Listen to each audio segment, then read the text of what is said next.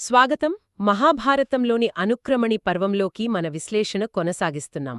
నమస్కారం. ఈ పర్వం అంటే కథలోని ముఖ్యమైన ఘట్టాలను వ్యాసుడు క్లుప్తంగా చెప్పిన భాగమన్మాట. మనకు తెలిసిందే. అవును, ఒక సూచిక లాంటిది. మన ముందున్న సోర్స్ మెటీరియల్ ఆధారంగా ఈరోజు శ్లోకాలు 85 నుంచి 95 వరకు చూద్దాం.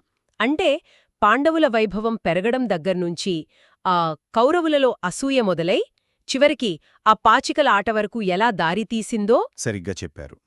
ఈ శ్లోకాలు ఆ కీలకమైన పరిణామాలను కొన్ని మాటల్లోనే పట్టిస్తాయి. అవును, ఈ చిన్న శ్లోకాలలో ఉన్న లోతైన అర్థాలు, కథ నడకలో వాటి ప్రాముఖ్యతను కొంచెం లోతుగా చూద్దాం. తప్పకుండా. అనుక్రమణిలోని ఈ శ్లోకాలు అంటే మహాభారతమనే పెద్ద భవనానికి పునాది రాళ్లలాంటివి. కొన్ని పదాల్లోనే మొత్తం కథ గమనాన్ని మార్చేసిన సంఘటనలు ఇవి. ముఖ్యంగా రాజసూయం, ఆ తర్వాత వచ్చిన